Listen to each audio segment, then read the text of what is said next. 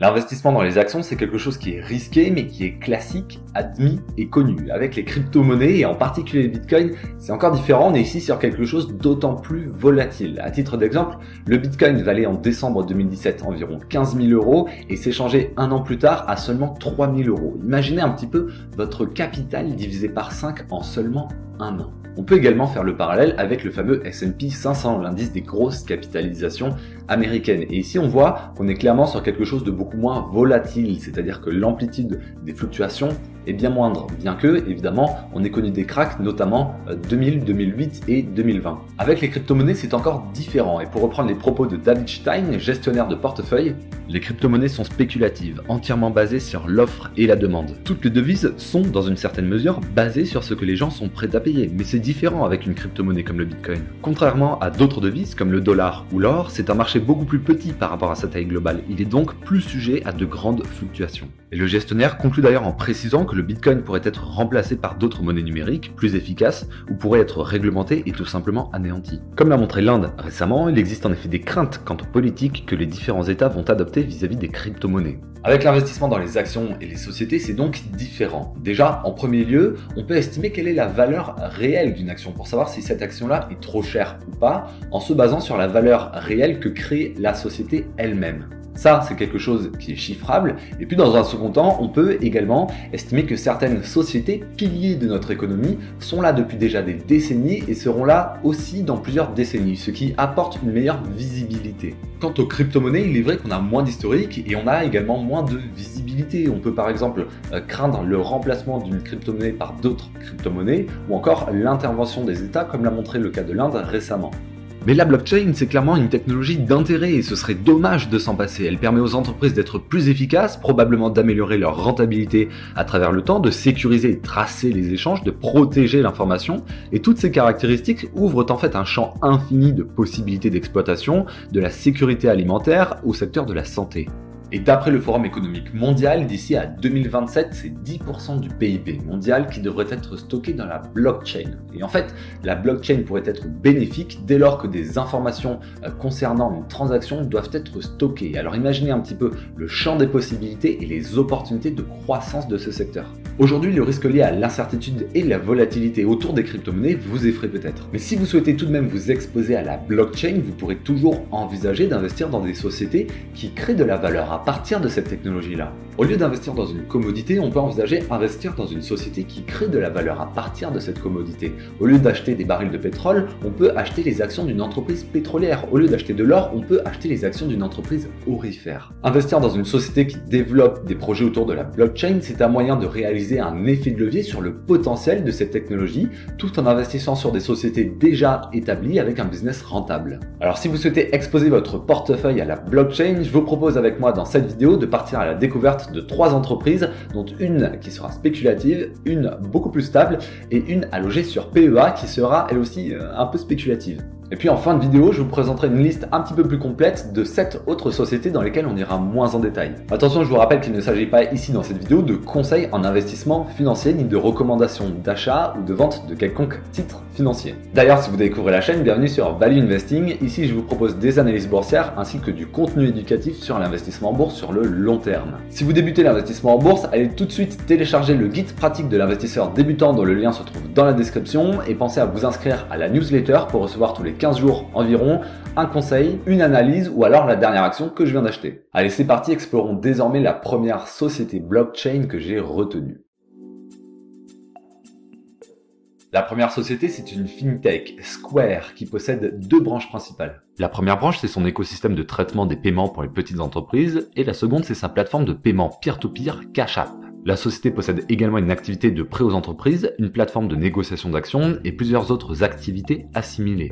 Le Square Online Store aide par exemple les commerçants à développer des facilités e-commerce. Square baigne en fait dans la blockchain de plusieurs manières. La société possède une équipe développant ses propres projets crypto, les Square Crypto, et par ailleurs son application Cash App permet aux utilisateurs de négocier facilement des bitcoins. Et avec plus de 1,6 milliard de dollars de bitcoins achetés au 3e trimestre 2020, il s'agit d'une partie importante des activités de l'entreprise, ayant généré 32 millions de dollars de résultats bruts à ce seul trimestre. La société a ainsi réalisé un résultat 2020 remarquable avec des bénéfices en augmentation de 140% au 3e trimestre 2020 comparé à l'année précédente. En plus de cela, Square a acheté pour 50 millions de dollars de Bitcoin en octobre 2020 en tant qu'investissement représentant 1% environ seulement des actifs de l'entreprise. Aujourd'hui, Square investit massivement dans les cryptos et ses investissements se sont clairement montrés payants pour le moment. Attention, on notera cependant la valorisation stratosphérique de la société avec un PER actuel de 521 et un PER estimé pour 2021 de 122. Et puis il est clair qu'avec un ratio capitalisation sur chiffre d'affaires estimé pour 2021 à 7,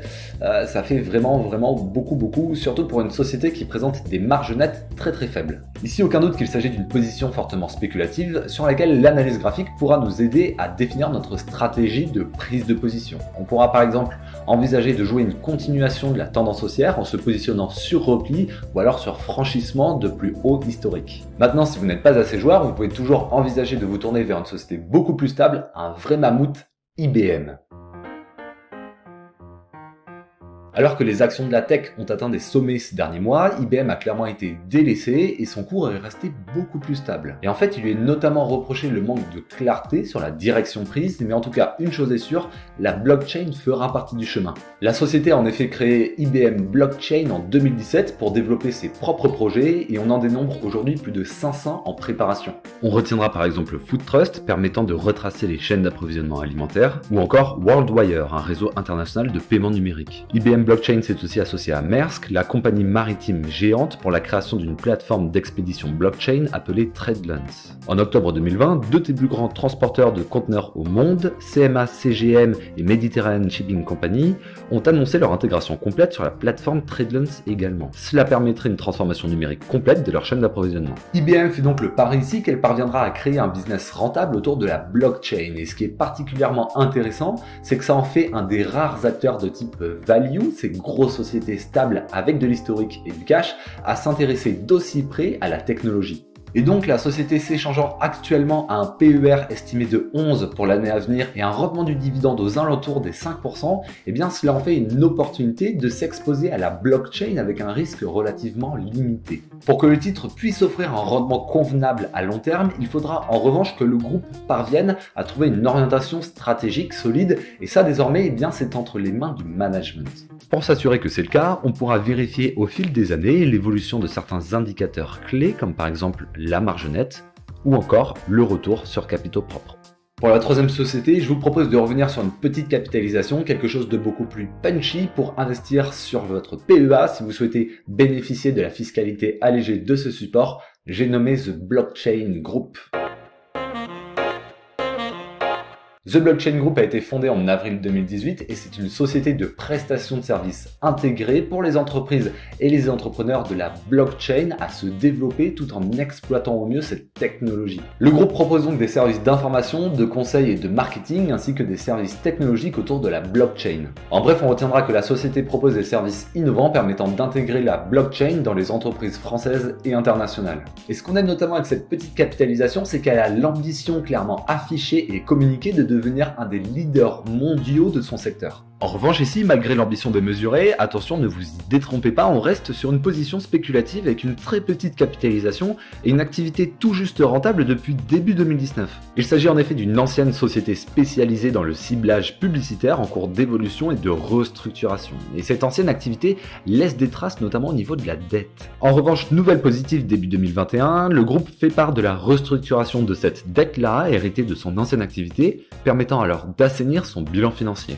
Par ailleurs, The Blockchain Group se donne les moyens de ses ambitions en annonçant constamment de nouveaux projets et acquisitions. Un partenariat avec One Experience pour l'utilisation d'une plateforme de tokenisation développée par le groupe a été annoncé en janvier 2021. Il s'agit en fait de la première plateforme d'investissement foncier de ce type-là en France. Et la société annonce dans le même temps une double acquisition de taille, celle de Triman et de S2M Group, afin de poursuivre ses opérations de croissance externe engagées en 2020. Et comme le précise The Blockchain Group dans son communiqué, elle fait l'acquisition d'un expert de la data et d'une agence mondiale de marketing dans le secteur. Grâce à ces nouvelles acquisitions, The Blockchain Group continue d'étoffer son spectre d'expertise et de l'étendre sur l'ensemble de la chaîne de valeur de la blockchain, action cohérente avec son ambition de devenir leader mondial dans les prochaines années. The Blockchain Group constitue donc aujourd'hui une alternative d'exposition à la blockchain logeable sur PEA. Ici, bien évidemment, ça reste une position spéculative, une toute petite capitalisation, tout juste rentable depuis 2019. Et puis, chercher à investir dans The Blockchain Group, c'est faire confiance au management dans la vision qu'il a sur le long terme, cette ambition de devenir acteur majeur mondial dans les années à venir. Et puis, c'est également s'embarquer sur un marché en progression de 300% par an. Investir dans The Blockchain Group, c'est donc aujourd'hui, pour nous également en tant que particuliers, prendre le pari que les fondamentaux de la société lui permettront de recevoir les investissements massifs des fonds d'investissement dans quelques années, ce qui pourra bien évidemment tirer les cours de l'action vers le haut, encore une fois, si les fondamentaux de la société le permettent. Voilà pour cette brève présentation de 3 entreprises blockchain, et maintenant, comme promis, on termine par une liste un petit peu plus complète de 7 sociétés du secteur qui sont un petit peu moins exposées, mais qui le sont tout de même à la blockchain. Les premières sociétés auxquelles on peut penser pour s'exposer à la blockchain, ça va être Nvidia et AMD qui sont tout en amont de la chaîne de valeur du blockchain et qui vont pouvoir fournir les composants clés au minage des crypto-monnaies. Ici, dans un tout autre secteur, ici celui de la finance, on peut penser à CME Group qui est un des 2 principaux marchés à terme américains proposant des contrats à terme donc sur le Bitcoin. Évidemment, on peut penser également à Mastercard qui prend le virage et a récemment annoncé des partenariats pour des facilités de paiement en crypto-monnaie. Bien évidemment, on a également le leader incontournable de la signature électronique avec une technologie qui est basée sur la blockchain DocuSign. Et puis on a également Amazon avec son propre service de création et de gestion du réseau blockchain, Amazon Managed Blockchain. Et puis finalement et évidemment l'autre géant Google, donc via la société mère Alphabet, qui développe des services de blockchain sur leur solution cloud. Et puis on imagine également que dans les différents projets qui sont en stade de développement aujourd'hui, qui ne sont pas tous communiqués d'Alphabet, et bien évidemment on a des projets très probablement autour de la blockchain. D'ailleurs, si vous en êtes là, c'est que l'investissement dans la technologie semble vous intéresser. Je vous recommande donc vivement d'aller consulter ma vidéo d'analyse sur Google.